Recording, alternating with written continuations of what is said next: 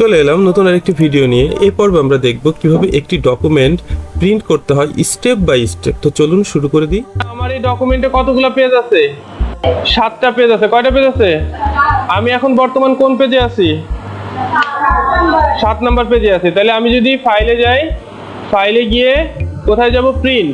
এই যে দেখাচ্ছে, দেখেন ডাইন পাশে এই যে দেখাচ্ছে না এই পেজটা, প্রথমটা ফলো রাখতে হবে হচ্ছে প্রিন্টার। কি ফলো রাখতে হবে? আমার এই দেখেন আমার এখানে প্রিন্টার নেম আছে ইপসন L130, এটা হচ্ছে আমার প্রিন্টারের নাম। সবুজ হয়ে হয়েছে না? তার মানে কি আমার প্রিন্টারের সংযোগ আছে। কত সংযোগ দেওয়া থাকলে এরকম সবুজ টিক চিহ্ন আসবে। এখানে কপিস আছে, কপি মানে কয় কপি প্রিন্ট করব।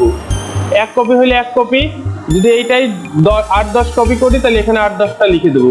প্রিন্টে গিয়ে যদি আমি দিই এখানে কারেন্ট পেজ, তাহলে কি হবে? 7 নাম্বার পেজ প্রিন্ট হবে। যদি আমি এখানে দিই প্রিন্ট অল পেজ, তাহলে কি হবে? 1 থেকে 7 নাম্বার পেজ প্রিন্ট হবে, মানে 1 থেকে প্রিন্ট হবে 7 নাম্বার পর্যন্ত। আর কারেন্ট পেজ দিলে আমি যেই নাম্বার পেজে থাকবো ঠিক সেই নাম্বার পেজ কি হবে? প্রিন্ট হবে। আর একটা অপশন আছে নিচে দেখেন, এই যে ঘর পেজেস, দেখছেন? পেজেস মানে কি? ধরেন আমি 1 থেকে 3 পর্যন্ত দিব, তাহলে এখানে লিখবো 1 - 3, তাহলে 1 থেকে কয় পেজ প্রিন্ট হবে? যদি আমি এভাবে বের করতে চাই 3, 5, 7, তাহলে কয়টা পেজ বের হবে? কয়টা পেজ বের হবে? প্রথমে 3 নাম্বারটা বের হবে, তারপর 5 নাম্বারটা, তারপরে 7 নাম্বার। এটা হচ্ছে আমি ভাগ আকারে কি দিতে পারবো? প্রিন্ট দিতে পারবো।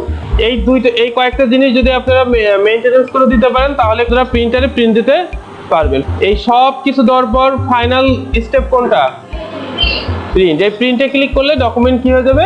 প্রিন্ট হয়ে যাবে। কিন্তু আর একটা জিনিস দেখতে হবে, আমার প্রিন্টারে কাগজ আছে কিনা।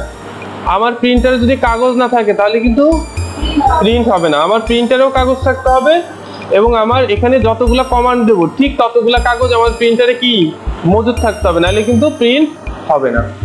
ভিডিওটি ভালো লাগলে অবশ্যই লাইক এবং কমেন্ট করবেন এবং নতুন হয়ে থাকলে আমার পেজটি সাবস্ক্রাইব এবং বেল আইকনটি প্রেস করে রাখবেন। ধন্যবাদ।